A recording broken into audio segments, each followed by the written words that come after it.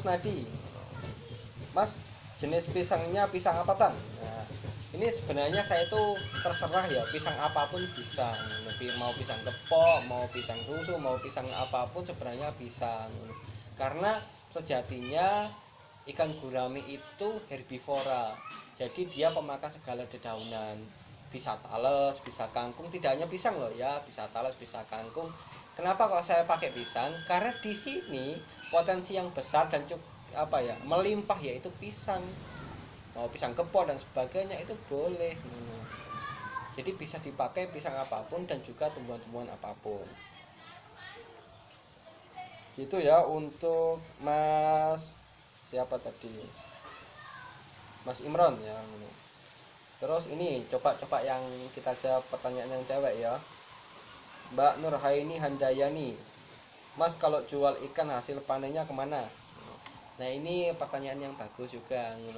Jadi gini ya Mbak, kalau apa, perikanan itu biasanya ada yang dia menjual sendiri, ada yang cuma dikonsumsi sendiri, ada yang dia itu diambil sama pengepul. Ya, kalau dijual sendiri ya harga ya terserah terserah Anda sendiri gitu. Tapi kalau pengepul biasanya ada range berapa gitu.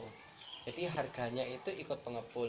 Eh, Kalau misalnya kebingungan menjual ikan, sering-sering masuk grup-grup misalnya budidaya ikan gurame, yang misalnya paten ya paten, budidaya lele misalnya lele.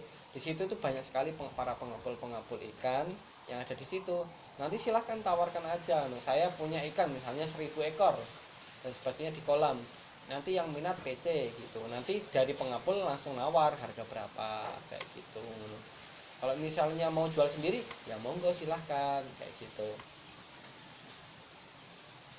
Oke, next pertanyaan selanjutnya. Nah, Mas, pemasaran susu Belmnik udah sampai Bengkulu apa belum Mas? Nah, kalau saya itu untuk pembesaran ya biasanya pakai susunya merek Belmnik. Nah, ini kalau saya biasanya menyediakan sendiri susunya. Jadi susunya seperti ini. Nah, susu Belmik ini sekitar sekiloan ya, ini sekitar 1 kiloan. Nah, bisa juga kita kirim ke daerah misalnya Kediri, Blitar, Tulungagung di Jawa Timur. Kita juga bisa kirim ke Jakarta, ke misalnya Tasikmalaya dan sebagainya. Ini sangat berfungsi bagus untuk pembesaran ikan gurame ya. Kenapa? Mengingat kadang pakan yang kita beli itu mempunyai protein yang misalnya membutuhkan protein lebih untuk gurame. Nah, salah satunya ditambahkan susu. Kenapa kok harus ditambah susu itu? Supaya apa? Dia cepat besar, cepat berkembang, dan saya lihat kalau ikan gurame diberikan susu, dia lebih bantet ya. Jadi ukurannya itu lebih, istilahnya lebih besar, terus juga apa istilahnya agak berotot ya, kalau kalau bahasanya orang-orang itu kayak gitu. Jadi pasti beda lah ya. Manusia pun juga kalau orang yang sering dikasih susu sama yang enggak pasti berbeda gitu. Pasti orangnya lebih tinggi, juga lebih berotot, juga kualitasnya lebih bagus kayak gitu. Dan juga bagusnya itu menambah daya tahan tubuh itu juga pastinya kayak gitu. Oke, gitu ya tadi, Mas Koirudin. Nah, itu. Ini saya jawab lagi Mas Hengki Darmawan. Mas, kolame pakai air sungai apa sumur? Nah, saya itu pakai sumur ya, ngono. Kenapa kok saya pakai sumur daripada pakai air sungai?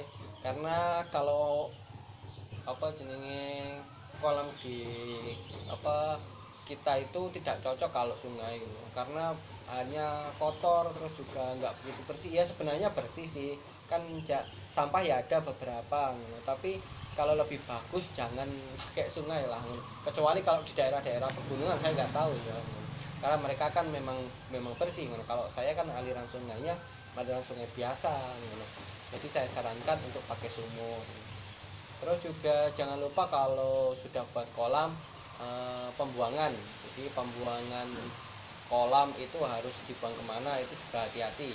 Karena kalau membuat sebuah kolam itu harus juga memprediksi bagaimana nanti air kolamnya akan didistribusikan kemana, apakah nanti ke misalnya sawah atau misalnya ke sungai, atau jangan-jangan nanti ke rumah tetangganya. Kalau rumah tetangganya bahaya.